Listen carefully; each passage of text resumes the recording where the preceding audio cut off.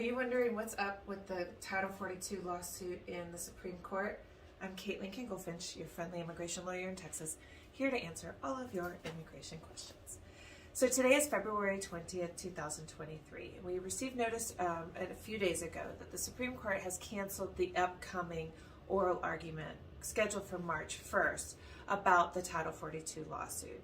In that lawsuit, a group of Republican-led states have sued the Biden administration over its intent to end Title 42 in May. And that is the policy that blocks the border to asylum seekers and says there's no way that you can apply for asylum because we have this public health emergency of COVID.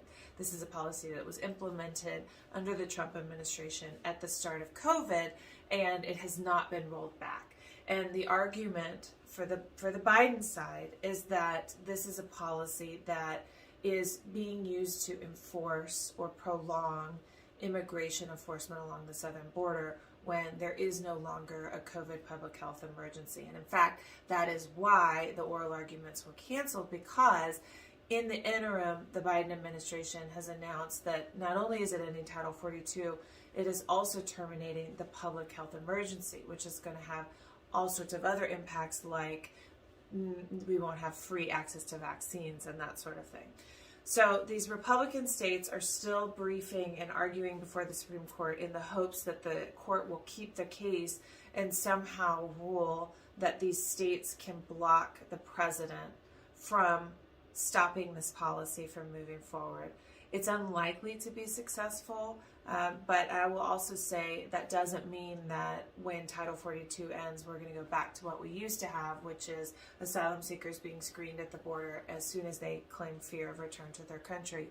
The Biden administration has indicated that it's going to implement some things like a transit ban, which would require that asylum seekers apply for asylum in the countries that they pass through, etc. So I think we're going to see a lot of upheaval, chaos, policies turning on and off like we have been over the last few years. And I've said it before, I'll say it again, I'm an immigration lawyer, I'm in Texas, I've been working on asylum issues for 15 years, and having seen us go through several presidential administrations and lots of changes in policies, in my personal opinion, what would be best for this country is to go back to an orderly system of screening asylum seekers, where we say we do provide protection for people who are fleeing persecution in their countries. That's written into our laws. We've signed international treaties agreeing to do that.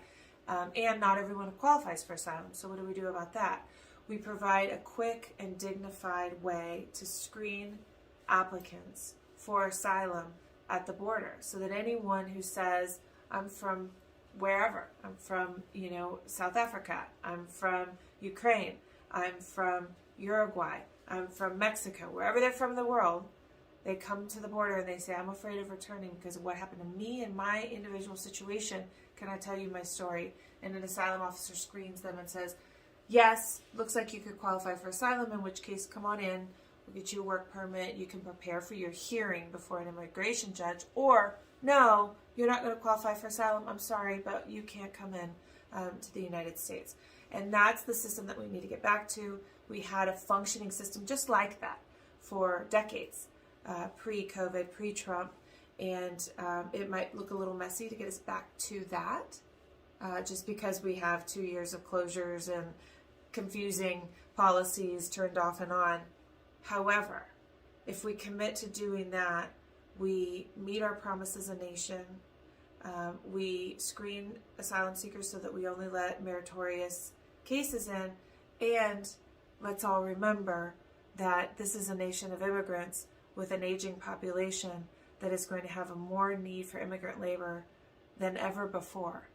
And it's going to be an increasing need. So finding ways to increase immigration to the United States is in all of our best interests.